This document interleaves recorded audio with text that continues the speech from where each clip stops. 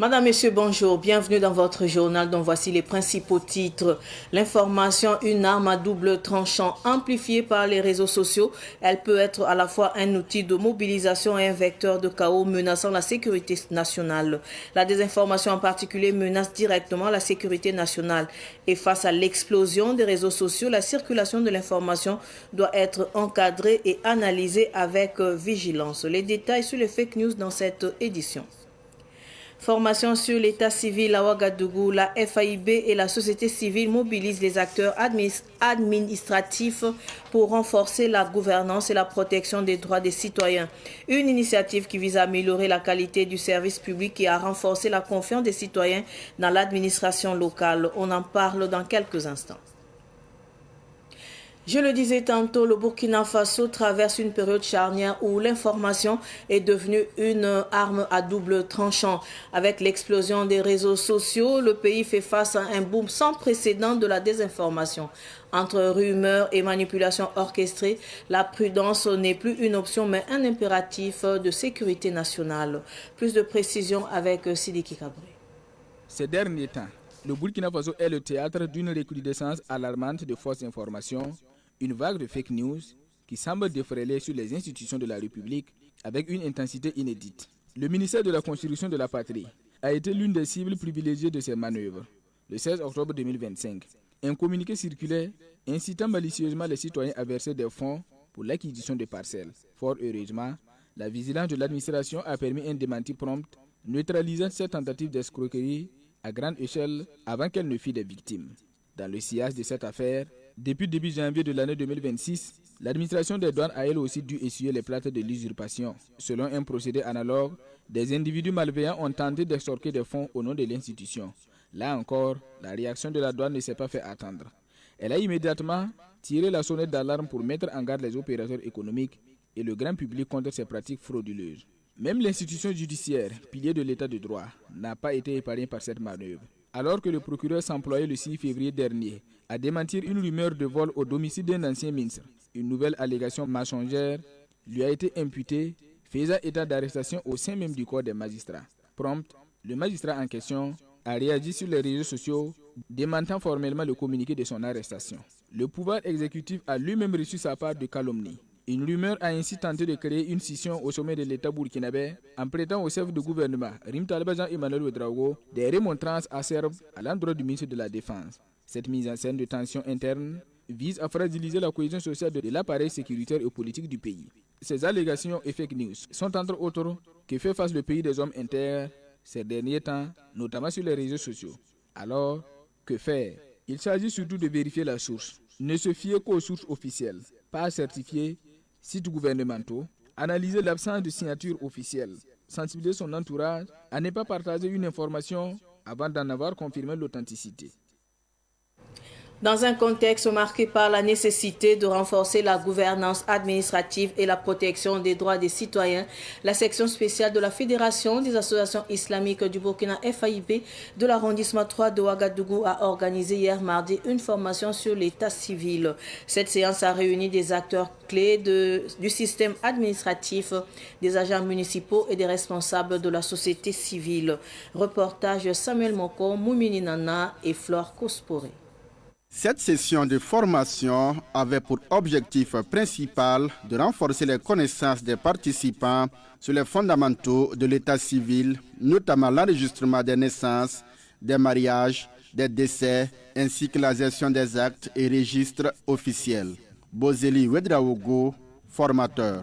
Nous avons au cours de la formation donné des informations sur l'établissement ou la déclaration d'une naissance à la maternité et aussi des informations sur les jugements déclaratifs de naissance, de décès aussi et de mariage.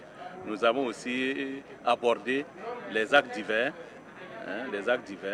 notamment les certificats de résidence, comment les avoir, les certificats de vie pour les adultes, les certificats de vie pour les enfants, les certificats de non-remariage. Nous avons abordé tous ces actes divers-là. Nous avons aussi parlé des actes de mariage. Voilà, quels sont les dossiers qu'il faut composer afin de pouvoir bénéficier d'un mariage à la mairie. Cette initiative de la section FAIB de la mairie de l'arrondissement 3 de Ouagadougou vise aussi à améliorer la qualité du service public et à garantir à chaque citoyen une identité juridique reconnue, condition indispensable à l'accès aux droits fondamentaux tels que l'éducation, la santé, l'emploi ou encore la participation à la vie civique. Kadri Sawadogo, représentant de la FAIB. À partir du constat que les services de la mairie, en particulier les services de l'état civil, n'est pas très connu par les citoyens lambda, par les populations de l'arrondissement. Et très souvent, il y a des questions qui reviennent. Il y a des gens qui viennent parfois à la mairie. On sent que effectivement, il y a du tâtonnement pour retrouver effectivement ces services, alors que les actes d'état civil sont des actes, je vais dire, établis au quotidien. Nous avons voulu effectivement contribuer à vulgariser, contribuer à faire connaître effectivement ces actes d'état civil. Les échanges interactifs entre formateurs et participants ont permis de mettre en lumière les défis persistants du système de l'état civil, notamment le faible taux de déclaration des faits d'état civil dans certaines localités, les erreurs administratives et les contraintes liées aux ressources humaines et matérielles. Ce que nous sommes venus voir à la mairie ce matin est un miracle pour nous. Si ces genres d'actions se multiplient, ce serait vraiment bien. On allait rencontrer moins de problèmes dans la délivrance ou l'acquisition des papiers à la mairie. Tout ce qu'ils ont dit ici a un lien avec notre vie. Nous avons pu poser des questions et nous avons bien compris à travers les réponses données. À l'issue de la formation, les participants ont salué cette initiative opportune, appelant à sa pérennisation et à son extension à d'autres collectivités. La cérémonie s'est achevée par la visite des services de l'état civil de la mairie. Tout autre sujet à présent, les députés de l'ALT, Assemblée législative de transition, ont voté lundi dernier la loi relative à la dissolution des partis et formations politiques dont les activités étaient suspendues depuis l'avènement du MPCR 2. Retour sur la séance plénière avec Issa Oumarati. L'Assemblée législative de transition a adopté. À l'unanimité, l'Assemblée législative de transition adopte le projet de loi abrogeant la charte des partis et formations politiques, leur financement et le statut de l'opposition. Cette décision, prise lors d'une session plénière, marque une étape importante dans le processus de réforme politique au Burkina Faso. Le ministre d'État, ministre de l'administration territoriale, explique que cette réforme vise à mettre à plat tout le système partisan jugé inadapté au contexte actuel. Cette mesure, approuvée en Conseil des ministres du 29 janvier dernier, s'inscrit dans une démarche de modernisation et d'adaptation des structures politiques du pays. La loi prévoit, entre autres, la dévolution des biens des partis dissous. Le processus d'évaluation des patrimoines sera effectué conformément au texte en vigueur afin de garantir la transparence et la régularité de cette opération. Le point du patrimoine sera fait. Et qu'en réalité, peut-être que ça permettra aux uns et aux autres qui nous écoutent de savoir qu'en prenant la décision que vous commentez, ce n'était pas de faire la force aux partis politiques. Au contraire, ce sont des prescriptions légales, parce que chaque parti politique devait prévoir dans son statut le mode de dévolution de ces biens quand il y avait une dissolution, et nous avons juste suivi cela. En aucun cas il est question de prendre ce qui ne nous revient pas. L'autre chose qu'il faut dire, c'est, si on devrait faire la polémique sur ce point, c'est qu'il y a à se poser des questions sur comment certains biens des partis politiques ont été obtenus. Mais nous agissons en bon père de famille, de sorte qu'il n'est pas besoin pour nous de revenir là-dessus. Selon Émile Zerbo, cette initiative fait écho à des précédentes dissolutions des partis politiques et répond également à une volonté populaire, particulièrement dans le Burkina profond, où le système partisan actuel est perçu comme ne répondant pas aux attentes des citoyens. Cette adoption de loi marque ainsi un tournant décisif dans l'évolution du paysage politique burkinabé, avec des implications importantes pour l'organisation des partis et la gestion de leurs ressources. La séance est levée. Parlons à présent de vivre ensemble, de cohésion sociale. Les membres de l'association Boaliambou, après l'étape de Bobo-Dioulasso et de Gawa, ont rendu le lundi 9 février dernier une visite de courtoisie au chef de canton de Karangasso Vigué. Cette initiative s'inscrit dans le cadre de la promotion du vivre ensemble et de cohésion sociale entre les différentes communautés prônées par le gouvernement. De retour de Karangasso Vigué, Nongasida Thomas Sondo et Korotimi Tengara pour plus de détails. Les membres de l'association dont les actions s'inscrivent dans la vision du président du Faso souhaitent apporter à travers cette visite des solutions concrètes aux défis sociaux qui affectent actuellement le pays. Nous sommes là et pour transmettre le message de Sa Majesté Untamba, roi du Gouloumou, avec notre président national de Boalhambou, de Bantara, avec tous les membres de son bureau, pour répondre à l'appel du président du Faso, le camarade capitaine Ibrahim Traoré, qui se bat pour la cohésion sociale, le vivre ensemble et que la paix revienne au Burkina Faso. La paix et le vivre ensemble fait partie de la cohésion sociale. Cette initiative de l'association Boalhambou témoigne d'un engagement fort envers la promotion de la paix et de la cohésion sociale, des valeurs essentielles pour le développement durable et harmonieux du Burkina Faso. Pour les hôtes du canton de Karangasso Vigué, la collaboration entre les différentes structures communautaires et les autorités locales est nécessaire pour bâtir un avenir meilleur pour tous. Et puis on est là et ça fait une trentaine d'années. Le chef de Karangasso Vigué nous a dit que de faire comme chez nous. Il nous a bien accueillis. Donc nos papas, nos grands frères, nous-mêmes, nos petits frères, nos enfants sont là. Donc on voit que c'est bon. On est venu les saluer. Les mots nous manquent pour le remercier. On demande ses bénédictions.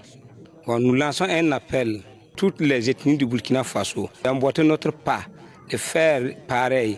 Et cela va motiver, activer le vivre ensemble, la cohésion sociale et la paix va revenir dans notre cher Faso. Au cours de cette rencontre, des présents ont été remis au chef de canton, symbolisant une marque de respect et de solidarité. Par ailleurs, des bénédictions ont été émises pour le retour de la paix au Burkina Faso, une aspiration partagée par tous les citoyens en quête d'harmonie et de stabilité. Les membres de Boalhambou se disent prêts à continuer leurs actions en faveur du bien-être et de l'unité de la population. Et puis l'agence burkinabé de la cinématographie et de l'audiovisuel ABK plaide pour la diffusion des films Made in Burkina et africains. Elle a rencontré hier mardi les responsables de télévision et a proposé des films à ses médias nationaux. L'ABK dispose de plus de 150 000 films pour diffusion. Le point avec Yacouba Kiamtore. L'agence burkinabé de la cinématographie et de l'audiovisuel ABCA tend la main aux responsables des chaînes de télévision pour la diffusion des contenus cinématographiques. L'ABCA propose pour diffusion des contenus endogènes, dont des films fiction, documentaires et des séries de 1969 à 2025. Parmi ces films proposés, on peut citer Les dérives de l'infidélité, La Guilloro, Crime d'honneur, Bienvenue à Kikideni, Un peuple debout et autres. Cette initiative de l'ABCA vise à redonner vie aux productions cinématographiques tout en permettant aux populations de consommer davantage les films burkinabés et africains. Pour nous, il est important que dans cette dynamique lancée par nos autorités, que nos téléviseurs deviennent, disons, l'espace de diffusion de nos créations. Et aussi, si l'État aussi s'engage à pouvoir accompagner ses producteurs, ses réalisateurs, il est important aussi que les spectateurs burkinabés, ces spectateurs du continent africain en général aussi, puissent voir nos productions. C'est comme ça que nous allons pouvoir réapproprier nos écrans, de pouvoir diffuser notre identité culturelle, valoriser notre identité culturelle et de permettre aussi aux peuples burkinabés africains en général aussi de pouvoir être au courant aussi de tout ce qui se passe sur le continent africain et ailleurs. L'ABCA affiche son engagement à alléger les tarifs de diffusion et compte engager des discussions avec les réalisateurs ou les ayants droit pour faciliter les conditions de cession des œuvres. Elle entend également travailler à soutenir les médias nationaux à la coproduction avec les producteurs. Nous allons travailler dans ce cercle de concertation et de pouvoir voir comment les télés burkinabés, pour ne pas dire les télés nationales ici, pourront rentrer en coproduction directe avec les producteurs burkinabés, voire africains aussi, et aussi de pouvoir être aussi en accord de diffusion afin qu'ils se filment directement dès qu'ils sont produits et soient vus d'abord sur nos télés nationales. Cette rencontre avec les responsables des chaînes de télévision est saluée par le vice-président du conseil d'administration du groupe Savane Média, Salmaï Abissi. Pour lui, la vision de l'ABCA entre en droite ligne de celle du groupe Savane Média qui diffuse depuis sa création des contenus locaux. Faire la promotion de notre culture, c'était donc notre leitmotiv et ça fait qu'aujourd'hui, au-delà de ce que nous faisons nous-mêmes, comme je dis à notre corps défendant, nous avons maintenant accès à une banque de données de films burkinabés et africains qui correspondent totalement à notre ligne éditoriale. Voilà, donc je pense que c'est une initiative qui est très la bienvenue et ça permettrait donc de diffuser sur nos antennes et de proposer au monde, en tout cas, des images qui nous correspondent, en tout cas qui traduisent ce que nous avons été. Je parle des films d'un certain temps et de ce que nous sommes aujourd'hui avec toute la floraison de jeunes producteurs et réalisateurs encore qui montrent une image moderne du Burkina Faso. Donc c'est une inversion de l'invasion culturelle que nous proposons sur les bouquets satellitaires. L'agence burkinabé de la cinématographie et de l'audiovisuel dispose de 300 films d'école et de 20 films numérisés. Elle soutient aussi 58 projets de production cinématographique. Actualité sportive de cette édition, le Burkina Faso veut sélectionner ses hommes forts pour participer à la compétition africaine Strongman. La sélection se déroulera demain à Ouamtenga à partir de 15h30. La compétition africaine de Strongman est prévue le 27 avril prochain à Ouagadougou. L'organisateur principal de la compétition, Inoussa Bonkungu alias K2, nous parle de cet événement qui a sa 8e édition au micro de Ruben Wilson Kojo. Les objectifs fixés, c'est de permettre aux athlètes de pouvoir sortir à l'international. Déjà même que le niveau qu'on est en train de voir ici, c'est un niveau international. Alors je pense qu'avec un peu d'appui et d'accompagnement, ces athlètes-là peuvent représenter valablement le Burkina Faso à travers donc, cette compétition de Strongman. Parce que c'est une compétition de Strongman qui consiste pour chaque athlète de transporter des charges lourdes d'un point A à un point B et en un temps record. Donc c'est celui qui va faire le moins de temps, bien sûr, qui va remporter la compétition. Les athlètes qui prennent part à cette compétition, comme c'est une phase éliminatoire, donc il y a quand même des athlètes de Koudougou et de Dougou qui seront déjà là. Et Bobo va organiser avec Oundé, voilà, pour faire aussi la sélection afin que nous puissions regrouper tous les athlètes d'ici la fin de ce mois pour commencer les entraînements. L'appel donc c'est en tout cas, s'il y a de bonnes volontés qui peuvent en tout cas accompagner l'événement, ça sera la bienvenue parce que c'est le soutien qui va faire la force. Si c'est le public, ce n'est pas un problème. Le public déjà sont toujours au rendez-vous, mais c'est l'accompagnement vraiment qui manque à cette compétition pour qu'elle soit d'envergure vraiment internationale. Et nous comptons sur vous aussi, les hommes de médias, à travers les messages, pour que nous puissions en tout cas avoir un accompagnement à cette grande compétition. Ainsi s'achève cette édition d'information. Merci de rester fidèle au programme de Savane TV. Au revoir.